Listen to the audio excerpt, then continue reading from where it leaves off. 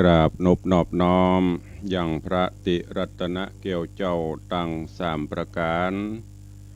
อันมีพระพุทธพระธรรมพระสงฆ์อันเป็นสรณะที่เปิ่งที่เคารพนับถืออันสูงสุดในชีวิตกราบคารวะแตบไตไวสาปารมีธรรมพระมหาเถรานุเถระเจ้าคณะพระสังฆาธิการภิกขุสงฆ์สมณเณรจุตนจุองค์โดยความเคารพเจริญสุขเจริญปอนปออกไม่ออกศรัทธานาบุญตินจองห้องวัดจุหนุ่มเท่าใจหญิงก็ขอน้อมต้อนรับทุกท่านเข้าสู่รายการมรดกธรรมกำเมืองต่างสถานีวิทยุกระจายเสียงพระพุทธศาสนาแห่งชาติและสังคมคลื่นเพื่อการศึกษาพระพุทธศาสนาและวัฒนธรรมส่งสัญญาณกระจายเสียงจากสถานีวิทยุวัดฝ่ายหินตำบลสุเทพอำเภอเมืองจังหวัดเชียงใหม่สถานีวิทยุวัดหนองกายตำบลสันปะยางอำเภอแม่แตงจังหวัดเชียงใหม่สถานีวิทยุ CM77 วิทยุอินเทอร์เน็ตล้านนาสถานีวิทยุพระพุทธศาสนาจังหวัดเชียงรายสถานีวิทยุคลื่นพระพุทธศาสนาและจริยธรรมวัดพระธาตุเจ้าดอยสุเทพในระบบ FM ในระบบ FM 96.0 เมกะเฮิรตซ์ตลอดจนวิทยุชุมชนเสียงตามสายห่อกระจายข่าวตามวัดตามวาตามหมู่บ้านต่างๆอาทิติวัดคันธารามตรงอ้ออำเภอสันปะตองก็ดีที่ญาติโยมตลอดจนพระสงฆ์องค์เนรที่ฟังอยู่ในวัดที่วัดลอยเคราะห์ตำบลจ้างการก็ดีเนอะวันนี้ได้เปิดสัญญาณเสียงภายในวัดก็ดีและก็ตามหอกระจายข่าวตามวัดวาอารามตามหมู่บ้านต่างๆที่พ่อแก่พ่อแขวนสมปานเจ้าวัดเพิ่นได้เปิดคือญาติโยมศรัทธาได้ฟังก็ดีพร้อมกันนี้ก็ขอกราบไหว้สาถวายการต้อนรับครูบาอาจารย์พระมหาเถรานุเถระเจ้าคณะพระสังฆาธิการทุกเจ้าพระเนรที่ได้เข้ามาติดตามรับชมรับฟังต่าง Facebook ไลฟ์สดตลอดจนพอออกไม่ออกศรัทธา FC แฟนรายการทุกท่านที่ฟังต่างไลฟ์สดของสถานีมรดกธรรมวัดวังสิงคำของ104ธรรมะคลายเครียดของวัดฝ่ายหินแล้วก็ของญาติโยมศรัทธาที่ได้เข้ามาแล้วก็กดแชร์กดไลค์ส่งสัญญาณไปยังกลุ่มเพื่อนๆจะได้ฟังน้ำฟังธรรมกันอย่างทั่วถึงรายการนี้ดำเนินโดยกล่าวกับผมอัตมภาพพระครูวิสิทธิ์ศีลาพรเจ้าคณะตำบลป่าแดดเจ้าอาวาสวัดวังสิงคำตำบลป่าแดดอำเภอเมืองจังหวัดเชียงใหม่หรือญาติโยมห้องขานกันว่าตุลุงในวังเป็นผู้ดำเนินรายการก็ได้นำเอาธรรมะแบบปืนบ้านล้านนารักษาฮีดหอยมรดกธรรมกำเมืองตลอดจนกำอู้กำจ๋าแบบปืนเมืองตะแตะเกือบจะ100%เพื่อรักษาไว้บ่ให้สูญหายดังที่เฮาเคยได้ยินเพิ่นว่ากำเมืองถ้าเฮาบ่อู้เฮาบ่เตดแล้วไผจะอู้ไผจะเตดเพราะว่าเฮาฟังสำเนียงบ่ได้ว่าสำเนียงสอภาษากิริยาสอสกุลเฮาอู้จะอีเปิ้นหูทันทีว่าโอ้หมู่นี้มาจากเชียงใหม่นี่หมู่นี้คนเหนือนี่ถ้าเฮาไปอู้สวัสดีครับมาตะไดก็บ่ฮู้อันนี้ก็เลยต้องอนุรักษ์รักษาไว้คือกับญาติโยมคือกับลูกหลานเฮาได้สืบกันต่อไปก็ขอบพระคุณครูบาอาจารย์และญาติโยมทุกท่านเนอะที่ได้ฮื้อกำลังใจโดยการติดตามรับฟังมาโดยตลอดปะกันวันนี้อากาศก็จะชุ่มฉ่ำไปด้วยพิรุณ โปรยปลายมาตั้งแต่ตะวาบางตีก็นักบางตีก็มอกปอยันตีวัดวังสิงคำนี่ก็มอกม่วนลมก็มอกโชยไปถึงกับนักฝนก็บางแห่ก็จะซัดนักหน่อยก็เดี๋ยวก็สั่งซาไปอย่างเวลานี้ก็มอกม่วนซุยพ่องบางเตี้ยก็ซัดลมลงมาเหตุกรรมตามตีเปิลพยากรณ์อากาศเป๊ะเนาะ4-5-6หรือว่าพวก4-9ก็ติดตามสถานการณ์ของทางราชการเปิลตีเปิลแบ่งโซน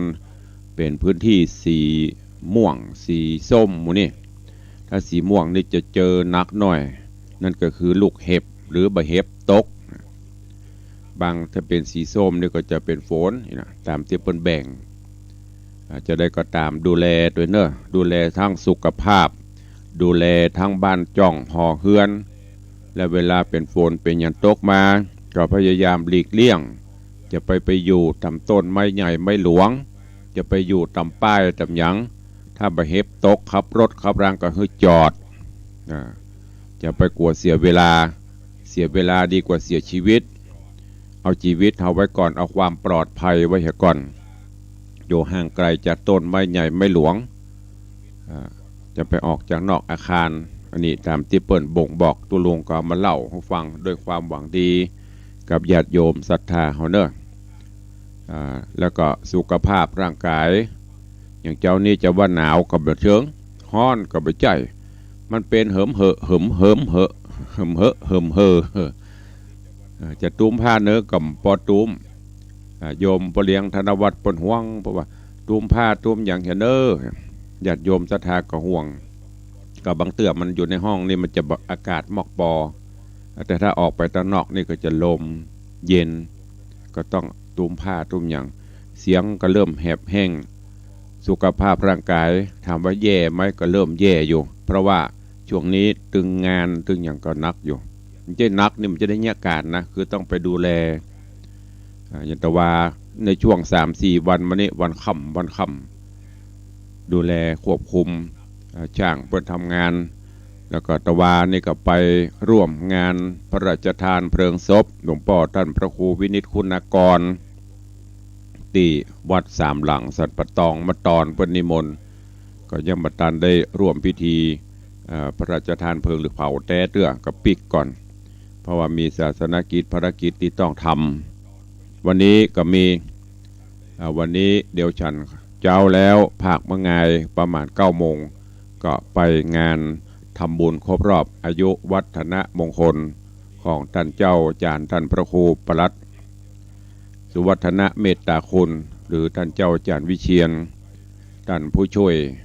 เจ้าอาวาสวัดเจดีย์หลวงท่านเจ้าอาวาสวัดป่าสุริพรท่านเจ้าคณะอำเภอเชียงดาวป้าวฝ่ายธรรมยุทธเป็นทำบุญวันนี้ก็ปุณณมตรเพื่อจะได้อยู่วัดนะก่อนที่จะได้ฟังน้ำฟังธรรมกันเนาะพร่ำพรรณนานักเวลากับบรอไปเรื่อยๆก็ขออนุญาตตักตายครูบาอาจารย์ที่ได้เข้ามาติดตามตั้งหน้าเฟซหน้าจอก่อนเนาะก็วันนี้ก็รู้สึกจะมีญาติธรรมเข้ามากันหลวงหลายครูบาอาจารย์ก็เริ่มจะมากันหลายได้ติดตาม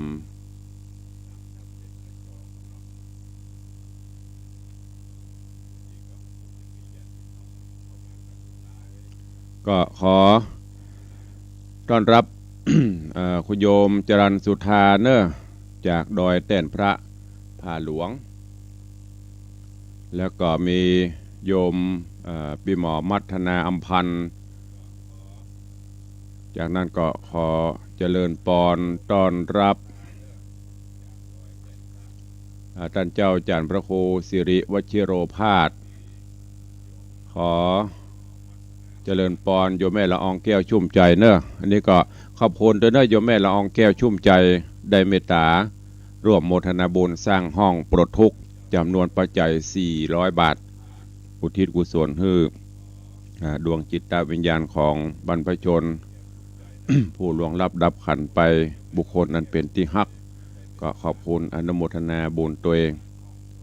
แล้วก็มีคุณโยมปี้อัญชลีคำกิติสาธุเจ้าเจริญปอนคุณโยมลักษณะเกตดีสาธุเจ้าเจริญปอนถวายการต้อนรับตุลุงปะแงะเนอะหมูนัดตัวแต่เปิ้นเท่าหุ่มเท่าหมู เปิ้นห้องตุลุงปะแงะ ตุลุงปะแงะปะทะตุลุงในวังเนาะหันเปิ้นลงเฟซลงไลน์เปิ้นกำลังปรับปรุงวัดเปิ้นเนี่ยเวียงปะเป้าเนี่ยเดี๋ยวสักวันจะไปแวะเยี่ยมเยือนเนาะแล้วก็จะไปขอพระป่าสักต้น ขอบคุณท่านเจ้าเนอะติดตามรับฟังรับชมเป็นกำลังใจตัวเองเจริญพรเจ้าแม่จันดีวิสุทธินันท์กราบถวายท่านกราบ ตุเจ้าในวังสาธุเจ้าเจริญพรโยมแม่ตัวเนอะดูแลสุขภาพตัวเองเจริญพรโยมปีนวลศิริหินเขียวดาบมะอิเจริญพรยำเจ้าเนอะไว้ซา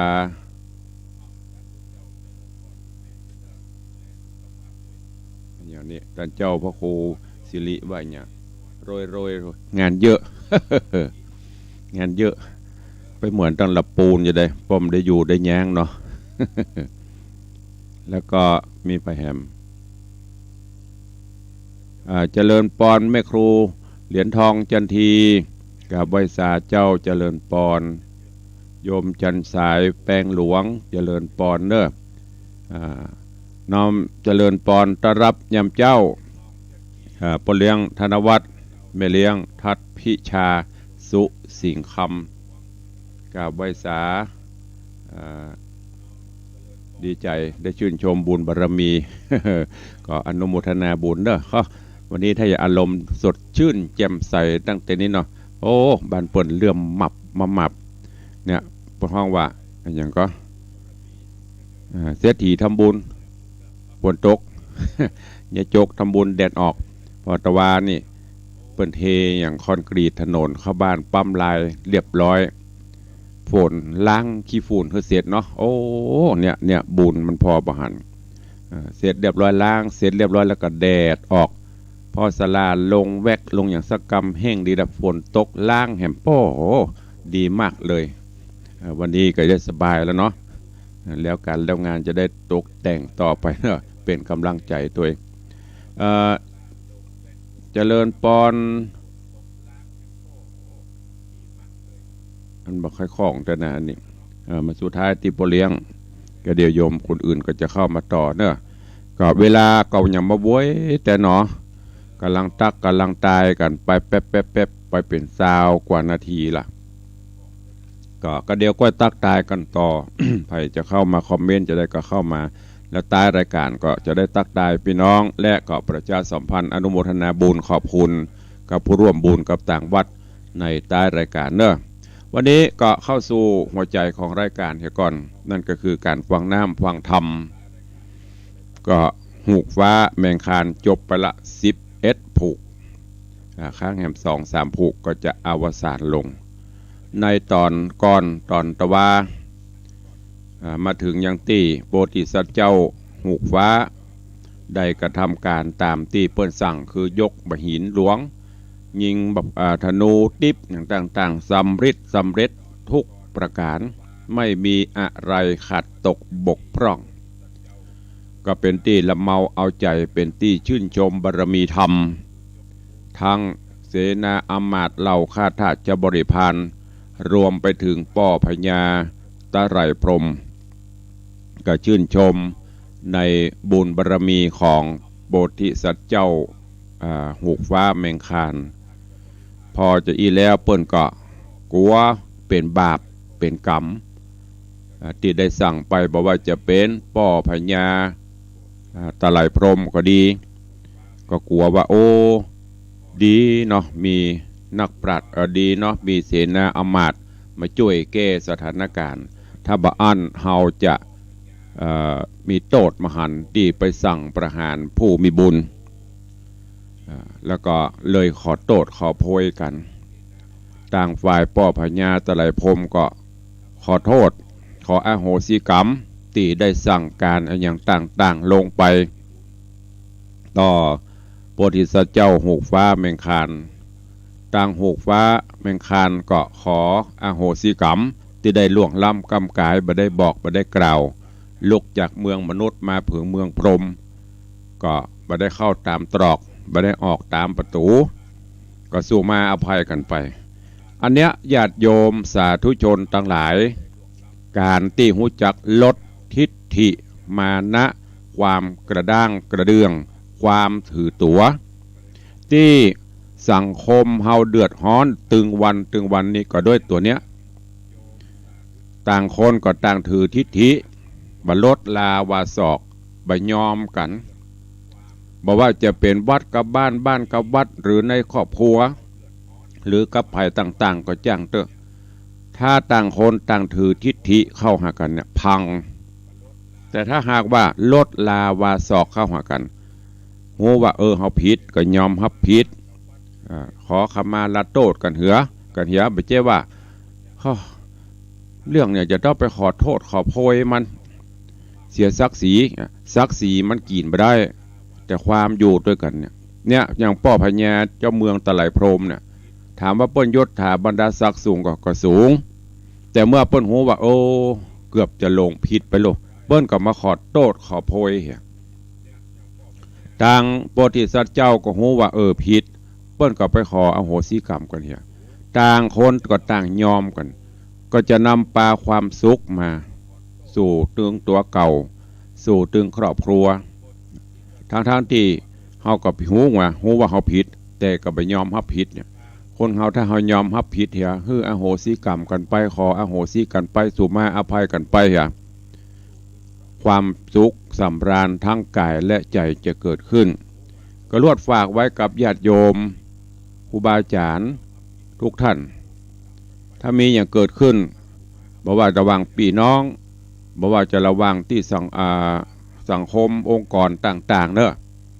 คืออโหสิกรรมขึ้นไปอย่างที่เฮาหันเนี่ยพระญาตัวอย่างอย่างวัดนี่เด้อพอวัดนี่บางวัดนะตุเจ้าบ่ถูกว่าหลวงพ่อหลวงบ่ถูกตุเจ้าบ่ถูกกรรมการผู้จานบ่ถูกตุเจ้าบ่ถูกผู้จานอีกก็มีนะมันต้องไปเอาที่อื่นนะอันเนี้ยเปรียบเทียบมันหันมิงนะมันบ่มีนะ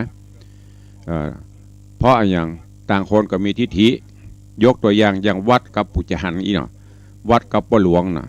ต่างฝ่ายก็ต่างบัดถูกมันถูกแต่มันจะถูกนักถูกน้อยยอมกันเหี่ยคนถ้ามันถูกตึงกู้กองขอกไผ่ถูกนักก็ยอมกันเหี่ยมันก็อยู่ด้วยกันได้สบายแต่นี่มันบ่อันกูก็ไปยอมมึงก็ไปยอมกูสุดท้ายพัง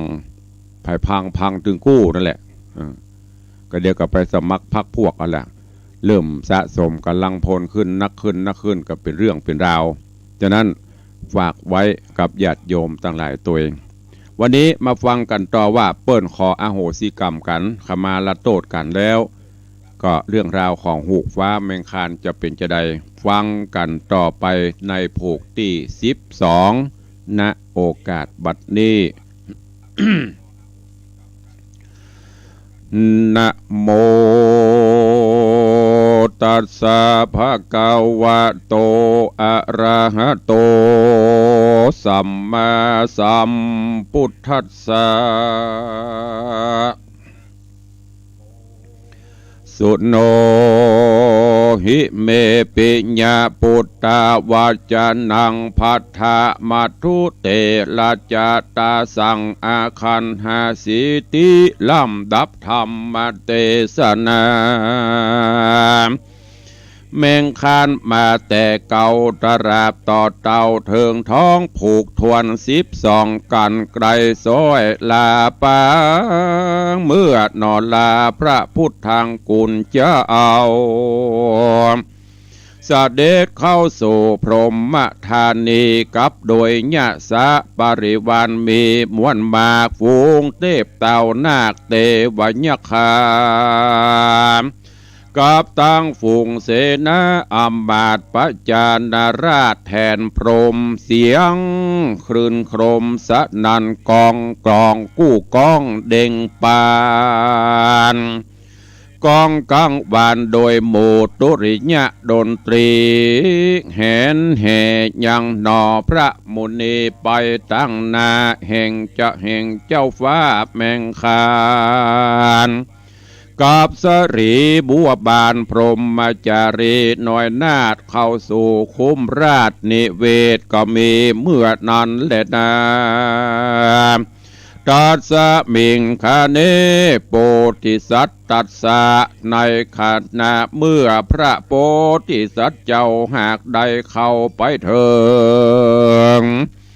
พระบุญเรืองเต้าไทยก็มาย่อมือไหวไข่จะว่าเทวมหาปิตาข้าแต่เทวมหาปิตุราชข้าพระบาทขอถวายบังคมพระยุคลบาทแห่งพระอธิราชเทวากรรมอันใดแน่อันผู้คารามอนไทยเป็นผู้ใดกระท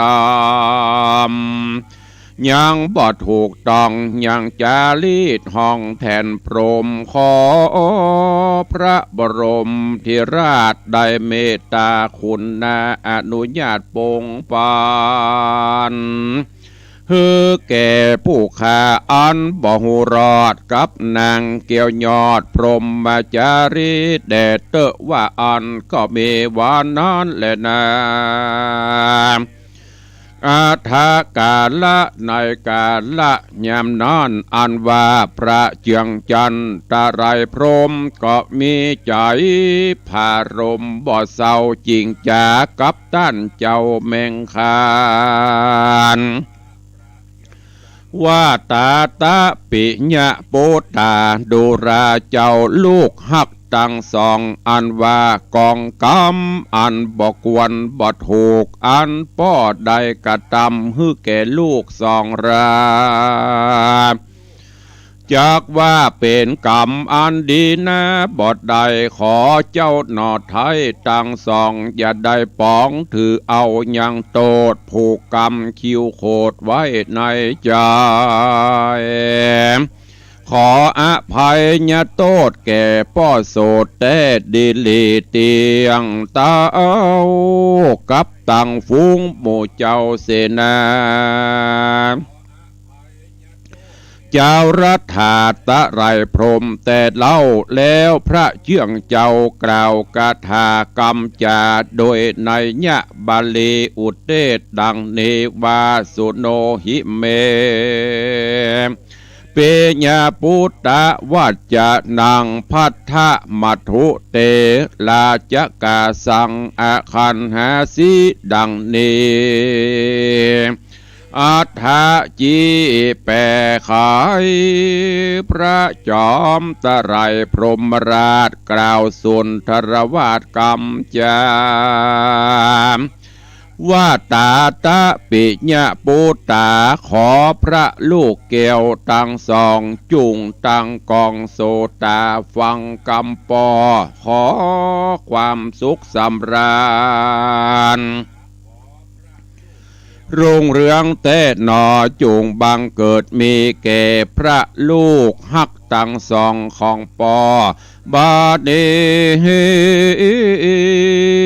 ขออ่านเจิญนอสมสายสองลูกเต่าสะเวยสัมปติเล่าเมืองแทนกินเมืองแมนพรหมปุริราชเป็นเศรษฐชัดอันวิราชในหลวงห้อมกว้างมุ่งพรหมปุริเมืองพรหมปุรีบอกเฮอเป่าวางรุ่งเรืองไรเจริญนาตังสุตวามหาสัตโตปิเมื่อนั้นอันว่ามหาสัตเจ้าได้ฟังกรรมพระเจิงเงาไข่จาก็ยอหัตถาน้อมว่ายังพระบาทายจอมเมืองวาเทวะพระบุญเรืองเจ้าป้อผู้ขานอสองราชขอนบอยู่บาทปาตา กังกูขอเป็นลูกเจ้าอยู่ตามธรรมดาอันจักฮื้อกินปาลาตามกรรมเจ้าปอผู้ขาน้อยนอขอถวายฮือแก่พระปอดนายเป็นเจ้าสะเวยสัมปติเล่าตั้งมวลส่วนว่าตนขาน้อยตั้งสองขอเป็นรองปาตะจักกรรมพระบาทบำเริญพระราชปิตาตั้งกูบ่เฮือลิงลูกไกลกราเจเล่นนาเต้าเทวลาจาโนในขณะยามนอนเล่าพระปิ่นเกลาตะไรพรหมพระบรมธิราชจิงจักกล่าวสุนทรวาทกำจาว่าอัมมะปูตาดูราเจ้าลูกฮักตั้งสองของป้อเจ้าน้อยหนอแมงคานกับตังสรีบัวบานลูกเต่าราชสัมปติตั้งมวลอันมีอยู่ในตะไรพรหมนี่แล้วป้อขอมอบเฮือแก่สองเจ้าได้สะเวยตั้งแต่บัดนี้เลยไปนาเฮือได้เป็นเจ้าฟ้าภาพแทนพรหมเป็นพระบรมราชาธิราชเจ้าฟ้าอาจมือเฮืองแมนเฮือได้แตนตัวเจ้าป้อยามนอนนอเสนากันว่าพรหมเทวากล่าวโหแล้วฝูงเสนาเกี่ยวตะกราบทูลสารขออาราธนาพระผู้บานหนอดเต้ากับพระหนอดเนาเตวีเข้าสู่หงพิธีราชาพิเศษฮือเป็นเอกกินเมืองตะไรพรหมอันพระบรมปิตุราชหากเฮือหมู่เสนาอัมมาตกแต่งไว้วิลาศบัวระมวลพร้อมแล้วขออัญเชิญสองหน่อแก้วขึ้นสู่ปันลังใจอันประกอบไปโดยเครื่องเต้า5ประการอันเจียงคันสะอาดคือว่าดาบสรีกันใจวิลาศงามงอนเสวตชัดบวรลำเลิศมงกุฎอันประเสริฐใสสีวาลวีชนีพ่องแผ่วตั้งเกือกแก้วรุ่งเรืองไรประกอบไปโดยเครื่องราชูปโภคอันปาสะไล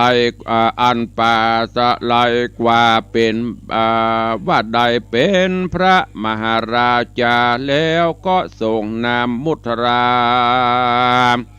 พิเศษโดยสังฆเอกทักขินาวัตตะวิชยามังกลาผ่องแผ่วกันปริปุณนาเมียนแล้วตามมหาพรหมปุโรหิตาจารย์ก็โอมอ่านองค์การวรเว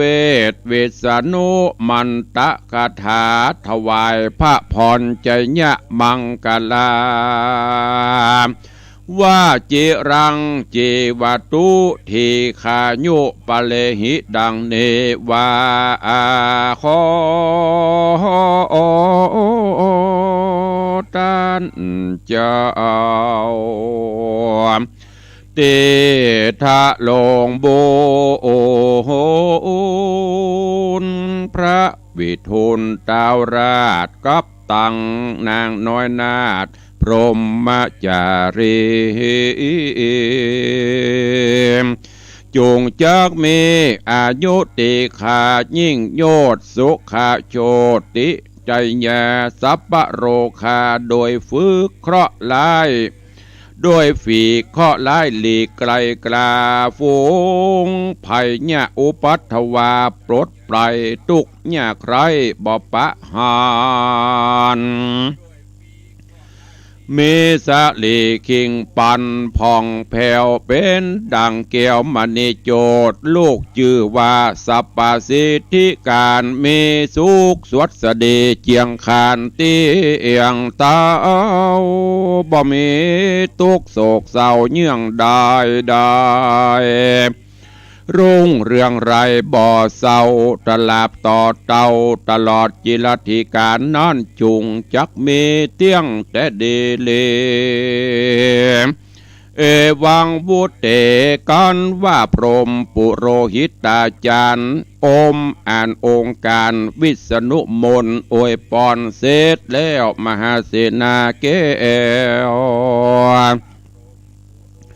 คือสัญญาอย่างนายนาการผู้ฉลาดตีปินปาดกองใจสละน้อยดังแคนสละน้อยดังแคนสัมดนตรีตะแลแต่สั่งมีพร้อมสงเสพสอมยศใหญ่เจ้าเจียงคาเจ้าแมงคานกระทำการอุตรจาพิเศษสองเต้าเอกกษัตราหือสะวยราชสัมปติในตรายพรหมปุรีก็มีในกาละบันนานและนานิธิตังขีญาสังวันนาวิเศษจาห้องเหตุธรรมเทศนาหูกฟ้าแมงคานผูก12ตอนที่1ก็บังโกมสมเร็จสเด็จก็จบไปแฮมผูก1แถมตอน1หูกฟ้าแมงคานลำดับลำดามาถึงยังผูกทวนที่12เปิ้นกำลังเฉลิมฉลองยกยอเอายังโพธิสัตว์เจ้าคือได้ขึ้นเป็นเจ้าฟ้าเจ้าเมืองที่เมืองตะไหลพรหมเนี่ยอย่างที่ได้บอกไปถ้ายอมกันอโหสิกรรมกันเข้าใจกันสุดท้ายความสุขสวัสดีก็จะบังเกิดขึ้นกับตีนั้นๆฝากไว้กับทุกท่านตัวเองก็เดี๋ยวเราจะได้ได้จ๋าตักทายพี่น้องตั้งบ้านตั้งจองตัวเองเดี๋ยวจะน้อยใจโอ้เปิ้นตักก็ตั้งหน้าเป็ดเนาะตั้งเฮาเปิ้นมาตักละกายก็ก่อนที่จะได้ตักได้ตายทางบ้านได้ประชาสัมพันธ์ก็ตักตาย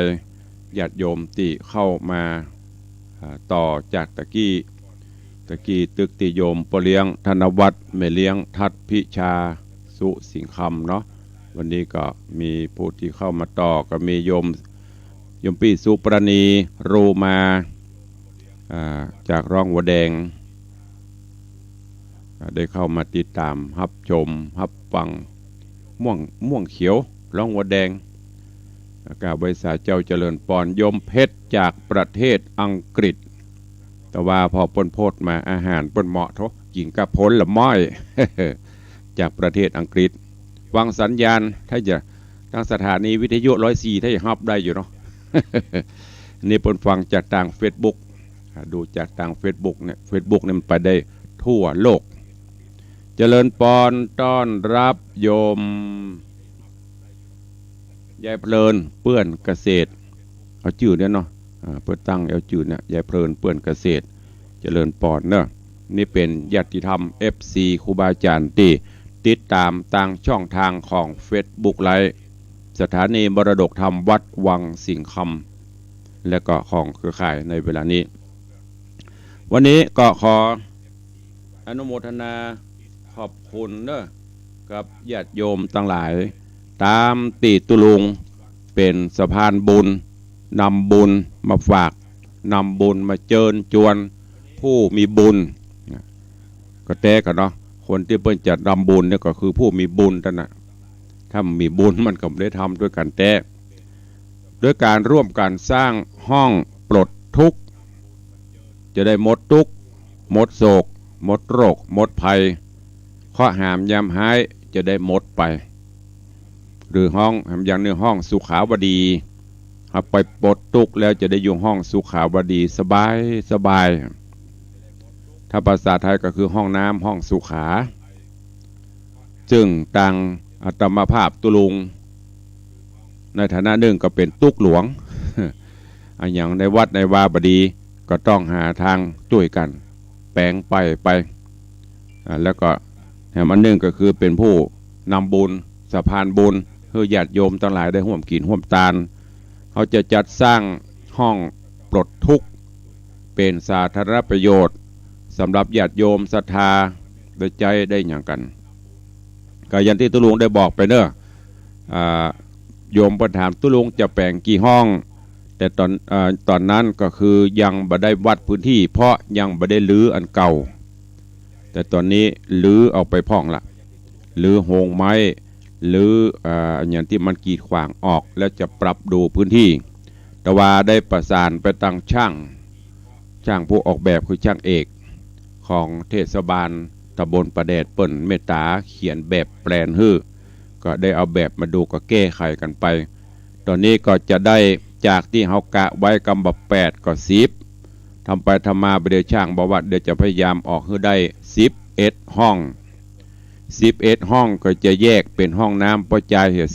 4ห้องน้ำแม่ยิงเหตุ4ห้องตู้เจ้าพระเนน2ห้องผู้พิการ1อันนี้ตามแบบแปลนอยู่นะอาจจะมีการแก้ไข ก็ปรับปรุงกันไปเพื่อความเหมาะสมแต่ว่าที่แน่ๆก็คือญาติโยมสถานบุญเขาก็ช่วยกันเด้อใครจะร่วมเป็นเจ้าภาพเป็นห้องใครจะร่วมเป็นเจ้าภาพตามเจตนาจะห้าเป็นเจ้าภาพโถชักโครกกาอ่างล้างหน้ากาฝักบัวกาเพราะเขาจะแบ่งด้วยกันหมดเลยอยู่ในห้องเดียวกันทั้งห้องน้ำห้องสุขาอยู่ในห้องเดียวกันแบ่งทั้งทีให้มันได้มาตรฐานก็จะขยายห้องบอกปอเหมาะปอควรบักกี้เกินไปบอกกว้างเกินไปก็จะอาศัยเอาช่างฝีมือหน่อยห้องละ50,000 บาทท้วนอาจจะล้ำจะเหลือกับหัวถ้ามันวิทย์ก็สถานที่ปนหอมแล้วก็ไปช่วยเติมตุ้มไปถ้ามันเหลือเอาก็แบ่งตั้งอื่นแถมอันนี้ก็เชิญชวนทุกท่านเนอะเมื่อตะวาก็ได้รับเมตตาอนุเคราะห์จากทางโยมป่ออาจารย์บุญมาโยมแม่ตุนแก้วทาคำแปงซึ่งป่ออาจารย์บุญมาเพิ่นก็เป็นมัคคนายกผู้นำกินนำตาลวัดวังสิงคำเขานี่30-40 ปีมาละเดี๋ยวก็80 ปลายละรวมกับโยมแม่ตุนแก้วทาคำแปงแล้วก็ครอบครัวลูกหลานเปิ้นอันประกอบไปด้วยตั้นพอถนอมอาจารย์จิตราทาคำแปงคุณโยมพงพิสุทธิ์คุณโยมสิริพง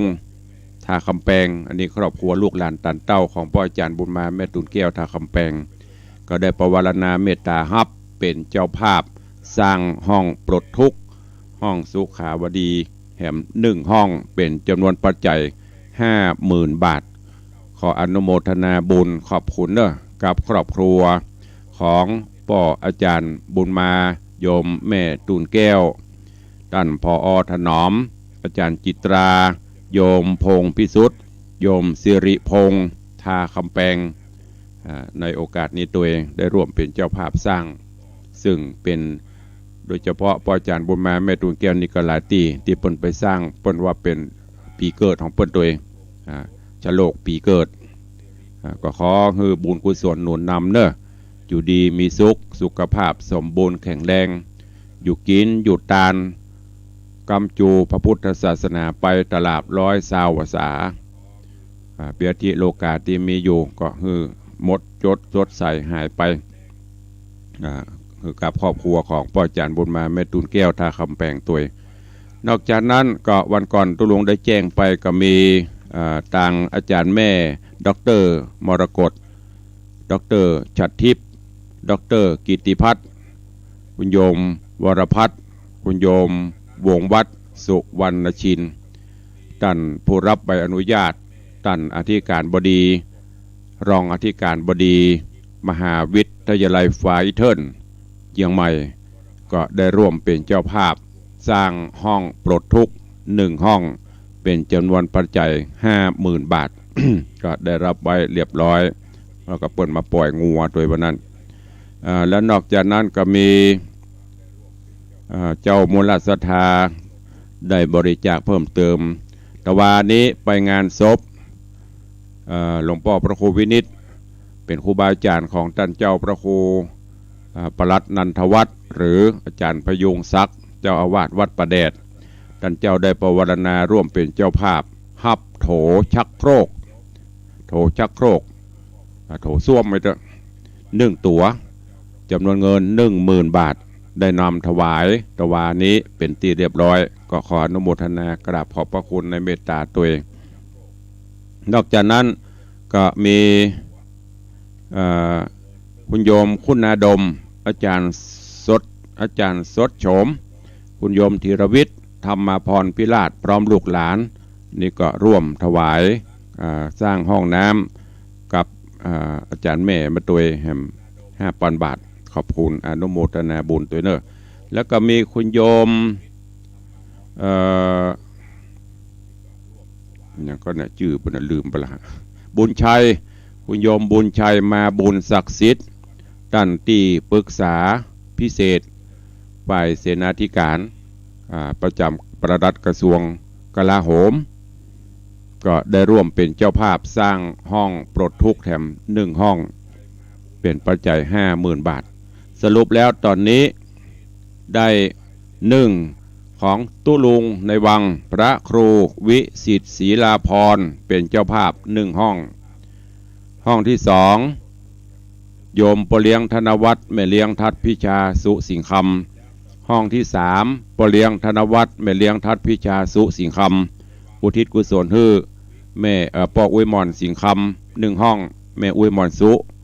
ใจแก้ว1ห้องที่4ของจันแม่มรกตพร้อมครอบครัวห้องที่5ของคุณโยมบุญชัยมาบุญศักดิ์สิทธิ์ห้องที่6ของพ่อจานบุญมาแม่ตุนแก้วท่าคำแปงได้6ห้องแล้วเนอะที่มีเจ้าภาพ6ห้องป่าย 6ห้องป่ายก็เกือบจะ7ละอันตีย่อยๆยำตีหมู่เฮาหอมคนละปันคนละหมื่นคนละ500 200 300นะก็เกือบจะถึง5ถ้าได้ถึง5ก็คือได้ห้องเป็น6เป็น7ก็ช่วยกันให้มันครบตามวัตถุประสงค์ตามเป้าหมายเนอะได้ประสานกันอย่างตึงปเลี้ยงว่าจะกล้วยแปลงไปอันน่ะปเลี้ยงกับว่ามันต้องฟังใจเย็นมันตึงมีเตบุตรเตบดาเพิ่นถึงมาช่วย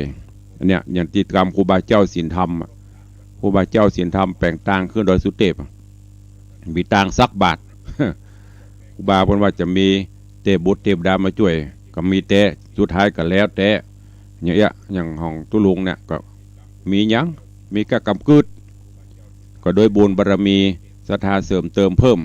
ก็ช่วยกันไปมันถึงก็จะแล้วไปครูบาเพชรอันสันประฝ้ายกันเหมือนกันมันต้องไปเดือดร้อนมันตึงแล้วมาแล้ววันนี้ก็แล้วมันพูกมาแล้วมันพูกก็แล้วมันฮือถ้าเขาตายไปก็ตุ้นหลวงต้นไม้ต่อแหมนี่มันก็อากันยังสืบเจนไม้ได้เจนหลวงเป็นวันเนาะ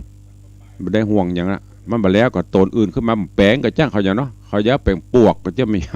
แปลงเฮือละนำพะละแปลงไปนำไปนี่ก็ขอบคุณกับทุกท่านเนอะเอาละใกล้จะหมดเวลาเหลือแฮม5 นาทีจะได้ตักได้ตายพี่น้องทางบ้านเดี๋ยววันต่อไปตุลุงจะเอามาประกาศเนอะที่ให้ที่หอมมาจะว่าโอ้เปิดประกาศเป็นห้องของห้องน้อยเปิดประกาศดิมใจนะเวลามันน้อยก็ค่อยๆเฉลี่ยแบ่งไปติดตามไปเถอะไม่ต้องกลัวปัจจัยท่านจะตกหล่นสูญดินสูญทรายตุลุงได้บอกไว้แล้วทุกบาททุกสตางค์ตุลุงต้องรับผิดชอบจดเอาลายหมายเอาชื่อลงบัญชีเล่มเปอะบะเล่นมันต้องกลัวมันต้องห่วงตรวจสอบได้ทุกเวลารับรองรับประกันความบริสุทธิ์ตัวเก่าบอกว่างานใดถ้าแต่แปลงมันนี่จดแจ้งมันก็นั่งเช็คพอถึงแม้งานจะนักปันใดก็ต้องเช็คต้องจดนี่ก็ฝากไว้ตัวเอาใครจะอู้ตัวตุลุงเข้ามาได้เนอะก็เติงหากันก็ฝนตกสุยๆเสียงก็แหบๆนั่นมาเตะทำให้ฟังใ รจะอู้จะจ่าตัวตุลุงเข้ามา0817836540มีก่อสัญญาณยามนี้เหลือเวลาแถม 3-4 นาทีถ้ามีเกาะเข้ามาถ้าไม่มีก็ไม่เป็นไรว่ากันไปเรื่อยๆหมดเวลาก็จากกันไป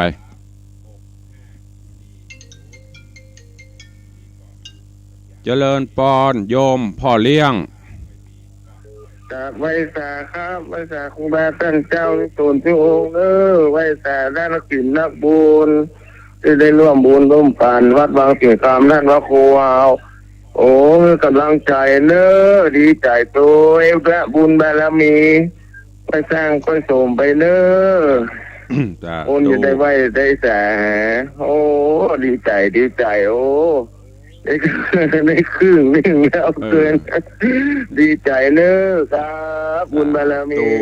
นึกว่านอนพอเลี่ยมมับมันอีกดีเนาะเทวดาช่วยล้างฝุ่นล้างอย่างสบายบุญบารมีท่านก็รักษาคุ้มครองนะครับไปสาครับเบิดโลกปุ่นมาจะมาแยะแบะเอวอนุโมทนาบุญสาธุอนุโมทนาครับบัดดีครับขอบคุณโยมปเลี้ยงธนวัฒน์โยมไม่เลี้ยงอยู่บ้านปเลี้ยงไปทำงานไม่เลี้ยงอยู่บ้านปวดตกปวดความซักผ้าได้หมดเนอะมีแควนมีที่แจกละมีที่ตากไม่ใช่มีที่แจกอ้าวสายต่อไป0817836540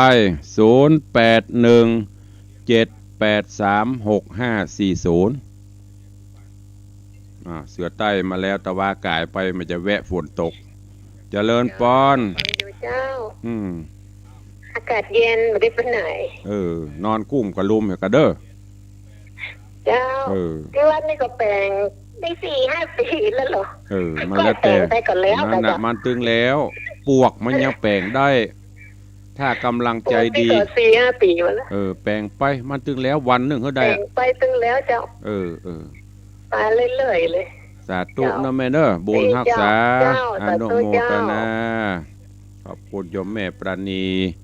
น้องแต้นสันปัดตองในนามเรียกขานเสือใต้